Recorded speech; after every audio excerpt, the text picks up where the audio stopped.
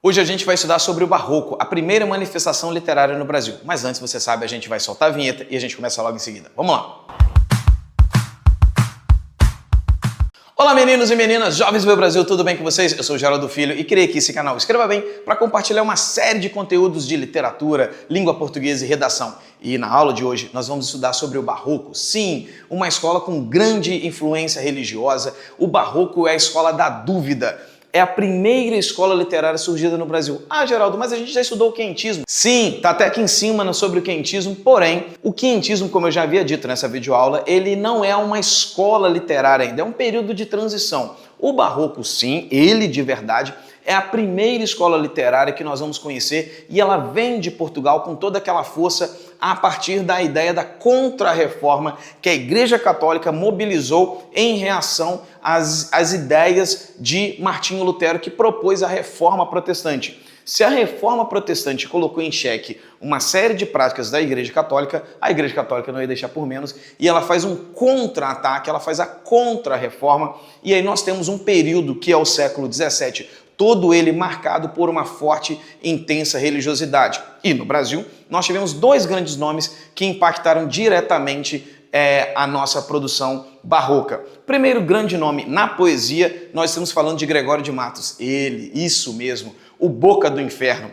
E o Gregório de Matos, que tem uma poesia dividida em 4 fases que seguem uma sequência cronológica. A primeira fase dele é a poesia lírica, aquela na qual você ainda é jovem, você está descobrindo o mundo e o amor, e nela, então, portanto, ele faz uma grande referência à poesia lírica, aquela poesia do amor. Um pouco mais adiante, e é essa parte que dá apelido à sua produção, que é a poesia satírica, que é aquela poesia crítica na qual ele direciona toda a sua raiva, toda a sua crítica à Igreja Católica, aos governantes da Bahia e aos mulatos. Às mulatas não, mas aos mulatos sim. Uma terceira parte da poesia do Gregório de Matos é aquela na qual ele, já dentro da Bahia, já um pouco mais adulto, ele já começa a ficar arrependido de algumas das suas decisões e decide olhar para trás, fazer algumas revisões e tem então a chamada poesia reflexiva. E por último, ele tem a sua quarta fase, que é a chamada poesia religiosa.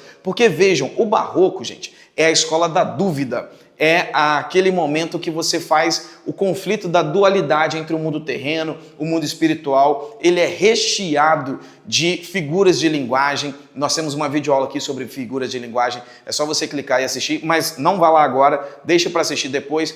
E vocês vão perceber que se ele no início da vida ele era contra a igreja, no final da vida ele vai voltar-se a favor da igreja e garantir a plenitude espiritual na vida eterna. Portanto, na última fase da poesia dele, ele volta-se para Deus e dirige-se à vida eterna, completando esse estágio. Do outro lado, nós vamos ter a prosa. Mas é importante que, nesse momento, vocês entendam que nós temos uma divisão aqui. Gregório de Matos, ele vai falar da poesia estando na Bahia e Padre Vieira, que é quem nós falaremos agora, ele estará em Pernambuco. Porém, são duas regiões muito importantes do Brasil no século XVII que estão ligadas à questão da economia e estão ligadas principalmente à cana-de-açúcar. Não coincidentemente, esses artistas, Gregório de Matos na Bahia e Padre Vieira em Pernambuco, eles estão nesses lugares porque são lugares importantes para a economia brasileira do ciclo da cana-de-açúcar, sobretudo no século XVII.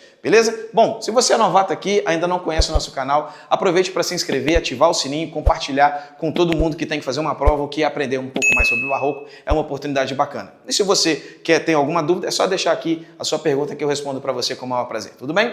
Agora, vamos para a parte da prosa. E nós temos então o Padre Vieira. Padre Vieira, que ele é português, porém ele vem para o Brasil muito cedo e ele é tido como o primeiro grande popstar da literatura brasileira, do Brasil de um modo geral, porque ele era parado, as pessoas paravam para ouvir as suas pregações. E, de certo modo, era uma das grandes funções de um padre, né? Ele fazer a pregação através dos sermões. E o Padre Vieira tem uma série de sermões, o Sermão da Montanha, o Sermão do Bom Ladrão, o Sermão para o Sucesso das Armas de Portugal contra as de Holanda e, principalmente, o Sermão da 60ª, no qual ele constrói uma metáfora linda, maravilhosa, a partir da ideia da parábola do semeador, na qual ele diz que saiu o semeador a semear e levou a palavra de Deus. E ele compara a palavra de Deus com a semente. A semente é a mesma.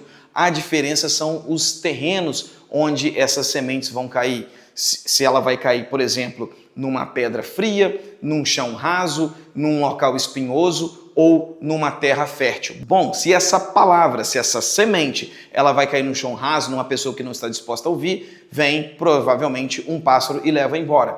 Se essa semente, se essa palavra, ela cai numa pedra fria, onde não tem água, ela não vai conseguir germinar e ela também vai morrer. Se ela cai num espinho, você que é estudante de biologia aí sabe que o espinho nada mais é do que uma folha atrofiada para economizar água, vai faltar água, não vai conseguir também crescer. Porém, se a palavra de Deus, se essa semente, ela encaixa numa terra fértil onde há a chance dela proliferar, com certeza a palavra de Deus irá muito adiante.